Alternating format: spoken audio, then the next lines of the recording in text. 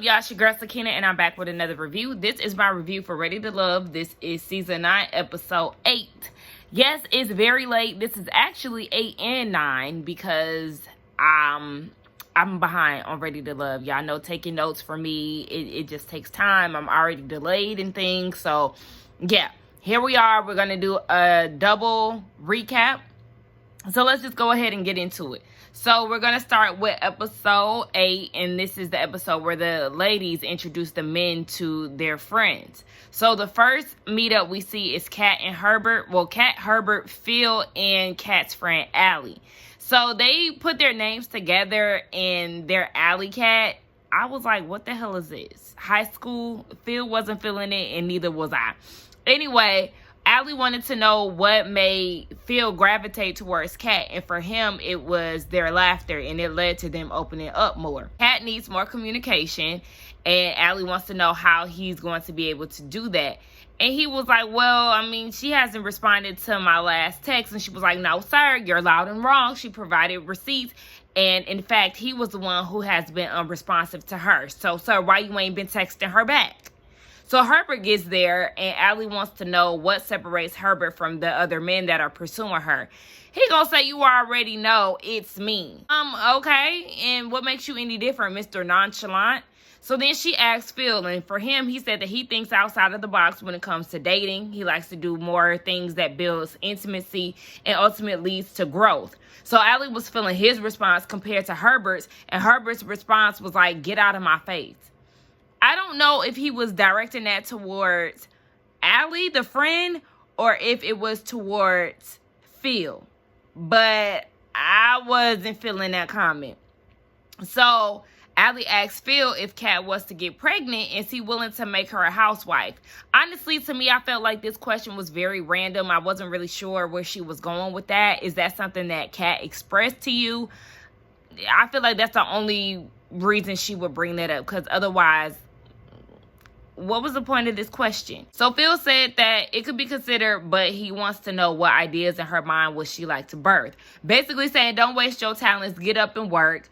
But Kat already has a beauty bar in Arizona, so she already has that entrepreneurial spirit. So she's already doing that. Are you going to make her a housewife or not? And I really wish that Phil would have said, okay, is this something that you want to do?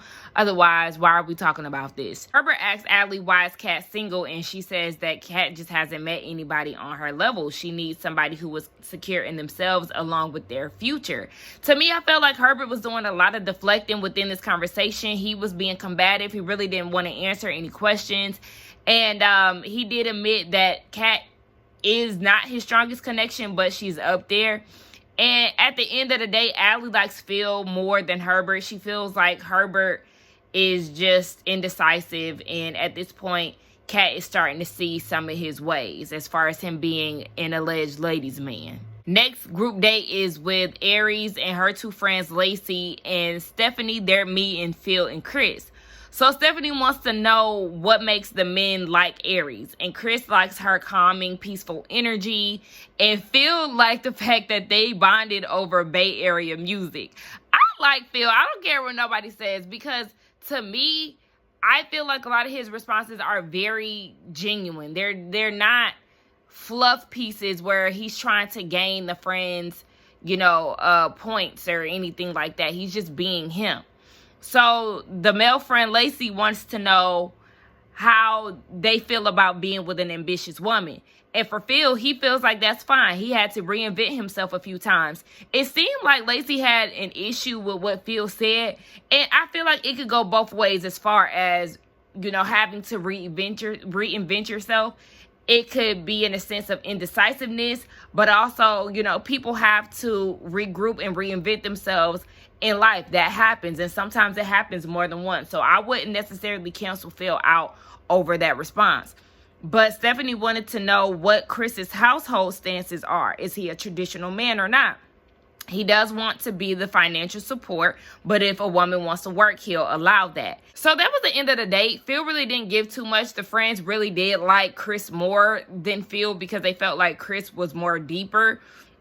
And they're not sure that Phil can really keep up with Aries. I really just don't see it with Aries and Chris, especially after a lot of y'all pointed out that she wasn't really like trying to comfort him when he was crying or trying to cry about his mom, that definitely said a lot for me, because when it comes down to Aries and Phil, the connection is definitely there. It's undeniable. And I feel like she gets more giddy when she's around Phil compared to Chris. So I'm just not really seeing it. And I wouldn't be surprised, unfortunately, if she did go with Chris. But I feel like she should definitely lean towards Phil. What y'all think?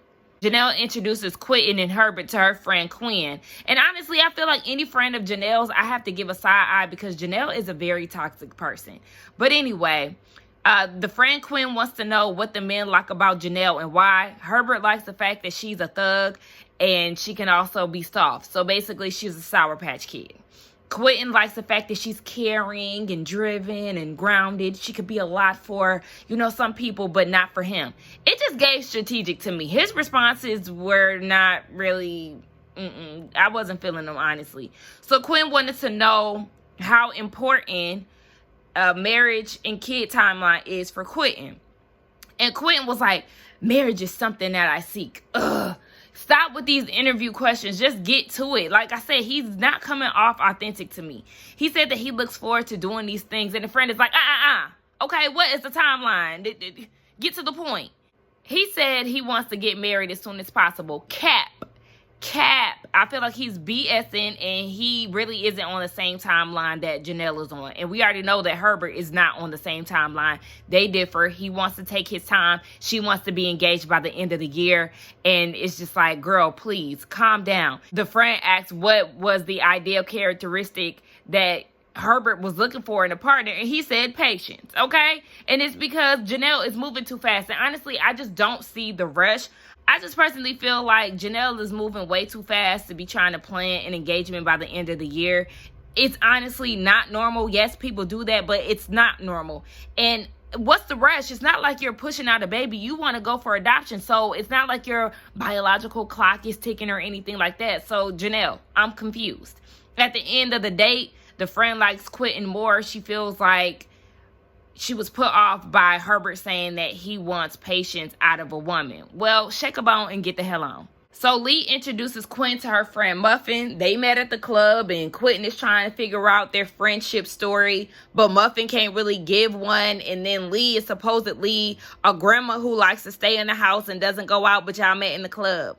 But also it could have been years ago and she could no longer be a club person. So I'm not going to give her too much, but I did think that it was kind of odd. And honestly, I peeped that Muffin said, "I got you, girl," when she was saying that Lee is wifey material. Not saying that she's not, giving off wife vibes. I just kind of felt like, are you being truthful in this? Or are you saying things that are just going to sound good? Because honestly, I just had this situation happen a few days ago. My best friend met the guy that I'm dating.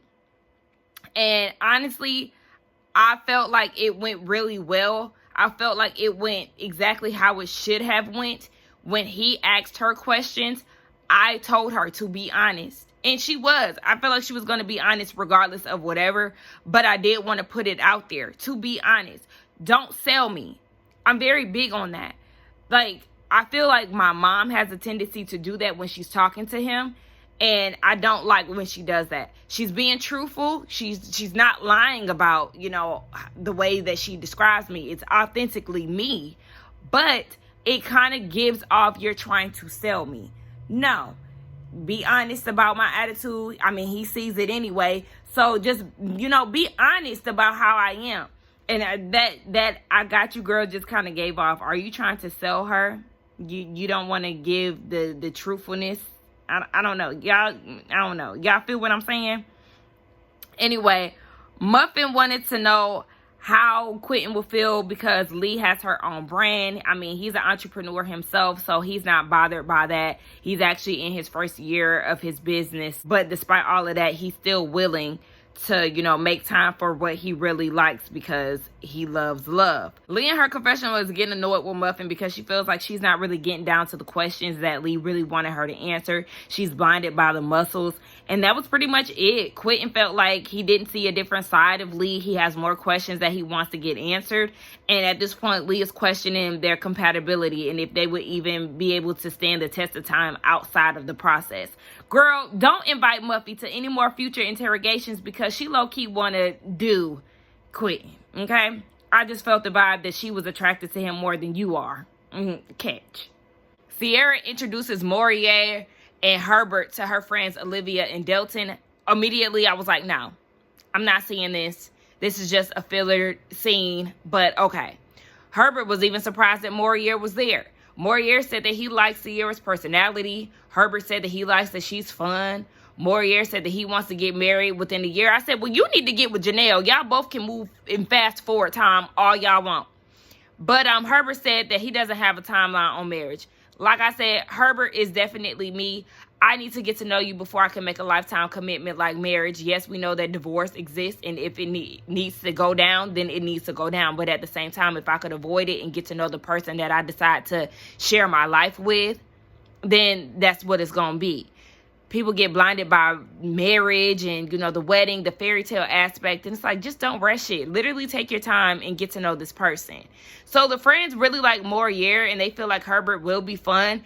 But Sierra says that Morier stimulates her mind more. Jessica introduces Chris and Morier to her friends Tony and Nyla. And I don't understand why Chris is there because he already made his mind up on Jessica in the men's lounge last week. So I feel like he did not communicate that to her. Anyway, Morier apologizes and he brings Jessica a gift. He apologizes for not expressing what he does so that she can have an understanding. And I said, okay, I like the fact that he did apologize, but why are you apologizing right now? This is the first time that you spoke to her since the ex meetup. I'm confused, but he apologized nonetheless, and I could appreciate that. So the friend Tony wants to know what wife qualities do Chris see in Jessica. He said that he's attracted to her physically. And Tony is like, okay, well, I'm still waiting to hear these wife qualities. And it's because he doesn't see it. He can't give an answer because he does not see Jessica in that light. He says that she has a strong personality and he's looking for that softer side of her. He's always saying that. So Morier was like, I actually like her strong side. It turns me on. He likes a strong-minded woman, and he doesn't like weak-minded people. I said, okay, Morier. So his friend Nyla wants to know what does emotional safety look like to Morier. And he said that he wants somebody that he can share his dreams and nightmares with. Word to Meek Mill. So the friend Tony wanted to know, how does he get past those feelings if he's feeling negatively? And Morier says that he has been in therapy and it stemmed from the passing of his father. Chris does therapy as well. He does it virtually, just like me. And at the end of the date, Morier was definitely the star of the show. Chris couldn't articulate the values that Jessica possessed. And honestly, I felt like out of all of the dates, Jessica's friends were the best out of all of them when it came down to questioning and, really getting down to it. And not to mention that they're both beautiful as hell. I said, okay, Jessica, you beautiful. Your friend's beautiful. They're smart. They're getting the questions out. They're gaining clarity for you. I like this. Now we get down to Tommy's lounge and the ladies are telling him about their dates. And the one thing that really just stood out to me was the fact that Janelle's friend felt as if Herbert was a smooth talker and that Kat and Sierra's friend said the exact same thing. Now, I'm going to say this. I'm definitely starting to see the homegirl vibes from Sierra as she was talking in the ladies' lounge. And just throughout the episode, I was like, yeah, your match isn't here. Not saying that homie vibes is a bad thing. I just really think that her match is not here.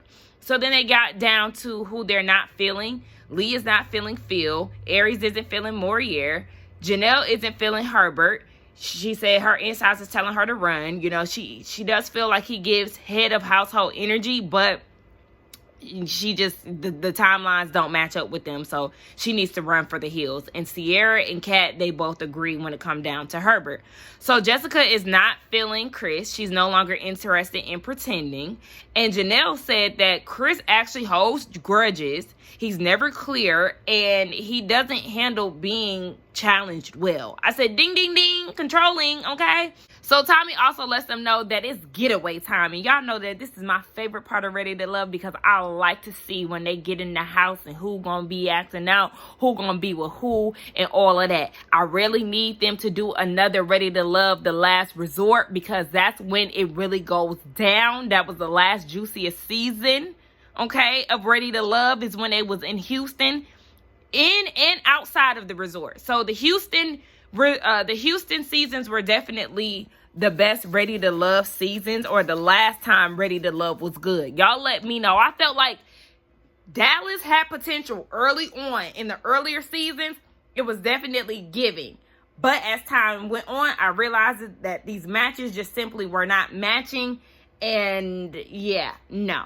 But y'all let me know in the comments, what do y'all think as far as the last good seasons of Ready to Love was? Because for me, it definitely was Houston. The Getaway, or the resort, and the one where they had David and Liz and the other folks. I can't think of nobody's names right now. But anywho, we get down to elimination. It's Chris and Herbert in the bottom. So you have Chris and Aries, they're having a conversation, and she tells him that the ladies feel like he's not clear and he's not consistent, but he's still ready to love. And then when you get down to Kat and Herbert, and let me mention Kat real quick. Baby, Kat's beat has been flawless this entire episode. I said, come on, beautiful. Okay, she looked good. Anywho, she tells Herbert that the ladies aren't feeling his player vibes, and for that, he is not ready to love. I said, sorry, Herbert, you had to go. I already seen it coming when it came down to it. So, yeah, they're definitely going to send him home. But who can go home next? I need them to do a double elimination when it comes down to the ladies. I feel like Lee, Sierra, and Kat, all three of them can go home, because their matches are simply not here. Kat even said it in the lounge. Her friend told her to keep looking. Yeah, keep looking outside of Ready to Love, because the men that you're looking for, or the man that you're looking for, is not here, sis. Anyway, let's move on to episode 9. All right, so now we are into episode 9, and it's getaway time. So you have Aries, Lee, and Kat there riding together, and Kat is feeling like she's starting all over on this trip. But I'm like, girl, it's too late to be starting over, but, you know, whatever. So Sierra is in a car with the other girls, and she says that her only connection is Morier, but she's unsure about it because he's leaning more into Jessica. So they get to the house, and honestly, I'm like, this house is not it. That wood framing and trimming all around the house was hideous. That staircase was atrocious. And it was more so Mario talking about, we in Beverly Hills now. Sir, no. You're far from Beverly Hills, okay?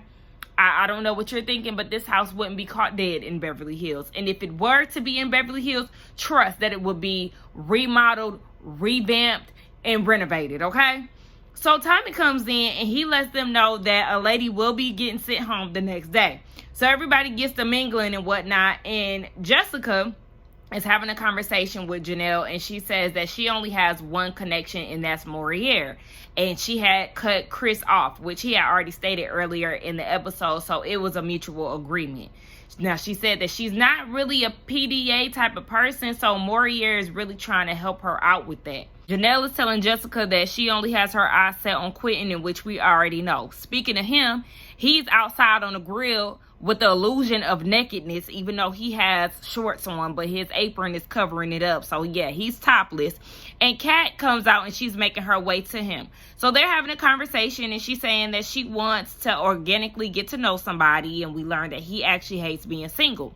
So Janelle comes out, and she's asking why he's naked.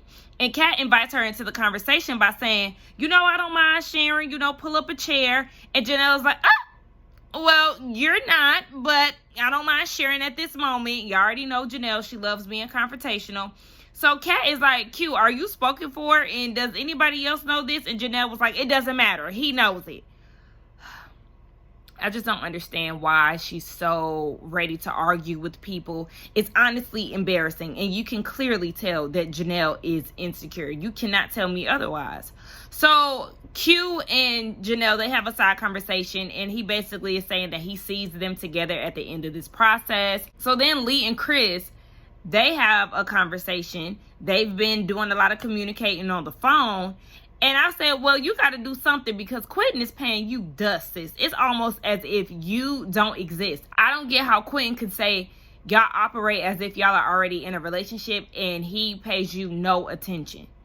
Like, you're clearly not his number one, and it seems like you're not his number two either. So Lee and Chris, they talk about dream dates, and, you know, they flirt a little bit. And I felt like, you know, it could be cute, but she's too bodied for his little frame. I just don't see them being together. So a few of them are at the table, and Morier goes and sits by Jessica, and Sierra wants him to sit by her. So Jessica's feeling some type of way because he got up and sat next to Sierra, and she just feels like at this point Sierra just needs to tap out because she feels like Morier is not feeling him. They talk about men having the power to eliminate this week, and Sierra gets a thrill from it. She said that she hasn't even unpacked her bags yet. She also tells Morier that he hasn't been applying pressure and that she feels like she's being treated regular. Now, he said that she's not giving him any type of energy, so it's like, what do you expect me to do when you ain't really doing much in anything? He feels like Sierra is guarded and she has mentally checked out of the process. So everybody is getting ready to eat, and we see that Jessica is making Morier's plate, and Sierra ain't feeling it. So she's talking to Quentin, and she's like, I'm really not being pursued. But at the end of the day, Sierra, you really have to put yourself out there, ma'am. I don't really see you making any efforts. I don't. If y'all seen it, then y'all let me know, but I honestly don't feel like Sierra has been putting in any work. And I feel like she also needs to understand that maybe the connection just simply is not there between the two of them. So they get into game time. They're playing a card game, and Sierra tells them that she has slept with a woman before. And at this point of the game, I'm feeling like she's definitely the comedic relief of the cast. So Morier says that he's never experienced love before and he hasn't allowed it. And I've never been in love before, so I can relate to that. So then Chris, he starts talking about, you know, traditions and all of this.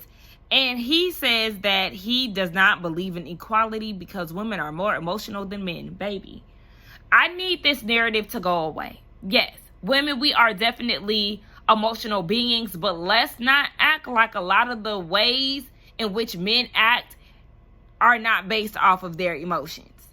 Have y'all seen these men in leadership roles and just out here in these streets misbehaving because they cannot control their emotions? They are not emotionally intelligent. Come on, let's get with it. So Sierra and Jessica, they ain't feeling that response. And Chris, you know, anytime Jessica says something, it rubs Chris the wrong way. And I just cannot understand why he has such a hard on for disliking her. It's like I don't know how to describe it, but it's like he's just going to continue to box her in. My thing is him saying that she likes to argue. He said that she likes to argue, and I honestly felt like she wasn't trying to argue. She was just not getting down with what he was putting out. And he gonna say in his confessional, if she keeps it up, she's gonna be that 60-year-old lady with cats. Sir, your 1950s mindset isn't suitable for a lot of women in this generation, okay? We have evolved, thankfully. So then Janelle says that women are created to carry the weight of men and we're here because they needed help. Girl, bye. I feel like a lot of women, they say they want men to lead, but then under the same breath, y'all go and say that we're helpmates. No, let the alpha male do it. He got it, sis. Let him carry the weight. I don't subscribe to that. Y'all already know how I feel about it.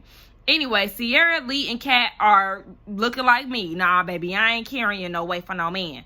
So then Janelle takes a jab at Kat and was like, well, we know. Of course, always doing the most. So Kat says that she prefers to be in her femininity because she's tried that alpha thing before and it simply ain't it. So Janelle says that she feels like it's crazy that women doing their thing is now looked at as masculine, which I agree with because that's not the case. Women can support themselves and not be, you know, considered masculine or, you know, too much for a man or, you know, intimidate a man, whatever the case may be. So Kat wants to clarify because she doesn't want her words to get misconstrued. And Janelle is trying to overtalk her, and Kat tells her, hey, baby, you're going to need to cut that attitude out. And here go Janelle, being typical her. I'm not cutting out any attitude. I'm going to give all the attitude. For what? For what? You are unnecessarily confrontational, and it's annoying, and it's just confusing. So at this point, Kat walks away because she ain't dealing with the disrespect. And Janelle suddenly becomes a victim of the process. She's talking about, I don't understand why all these women are always coming for me. Girl, because you're coming for them. You're the common denominator. You're very ready for conflict. I don't know if you're ready for love. You're ready for conflict. You're ready to argue. You're ready to fight, okay? Because I did see that clip of your grown ass going up to Kat's house, even though she did send out the invitation. But you still drove out to Kat's apartment complex and was on some, what's up? I'm outside. What's up? Type shit. What? I'm gonna need you to grow up. She's talking to Q and she's like, she's bothered because she needs a man to pay her bills. Girl, please. That's not what she said. Kat is also a business owner and she's a nurse. So trust me, I highly doubt that she needs a man to take care of her. So Quentin is saying in his confessional that he's disappointed in Janelle's behavior because at her 41 years of age, she's not behaving maturely. She then has the nerve to call Kat ugly. These ugly women. She generalized it, but we already know she was coming at Kat. Excuse me? Kat is extremely beautiful. I'm telling y'all. Janelle is extremely insecure, and anytime she sees any of the ladies interacting with anyone she's interested in, she sees that as a threat. Then we get this little side conversation between Morier and Sierra.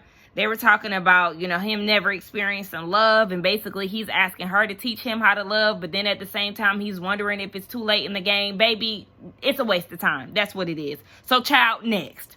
So Morier makes his way over to Jessica. She's in the room and she's doing stretches and whatnot. He's bringing her soap and he's really just trying to get into a more intimate state with her. But really, she's closed off, y'all.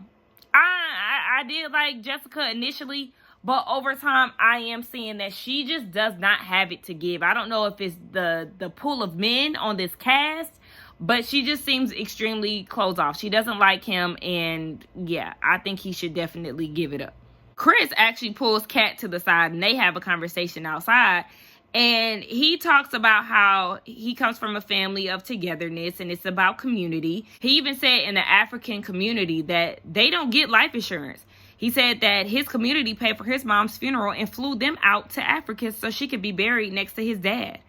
Wow.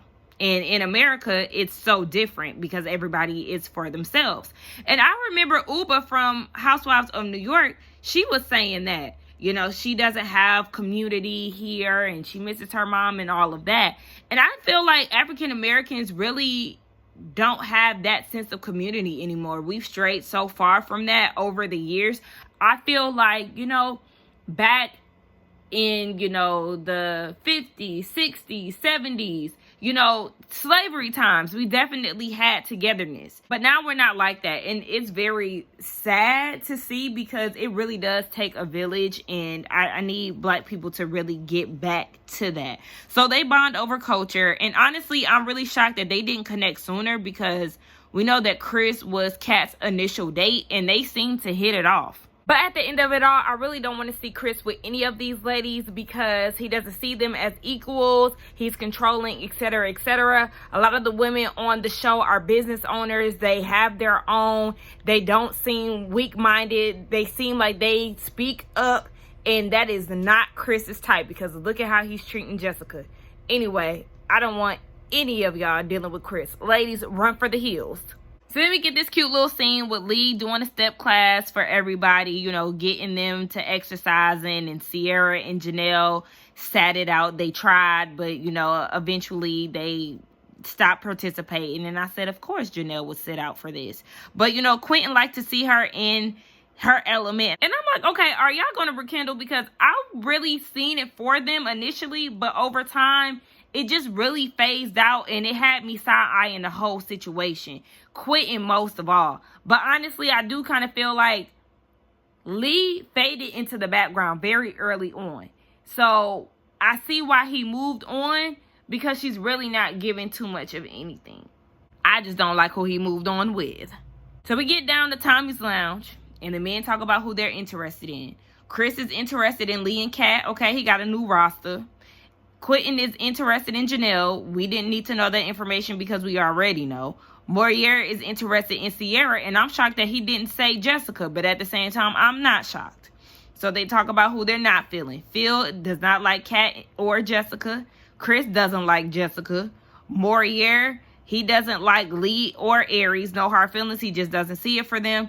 And Quentin doesn't like Sierra because she's too animated for him. And Chris concurs. So then we got down to elimination, and Morier calls up Jessica and Sierra, as I already knew. He tells Jessica that the men feel like she's too combative at times. And at this point, I don't like that. I don't like this narrative. I don't. I understand that y'all feel like she has a strong personality. But do y'all not see Janelle? Y'all seen her in live action. So don't sit here and try to put this narrative on Jessica when in fact, Janelle is the most confrontational and combative person of the cast. Male and women combined. The problem is Janelle. So I'm going to need y'all to stop with this combativeness picture that y'all trying to paint on Jessica.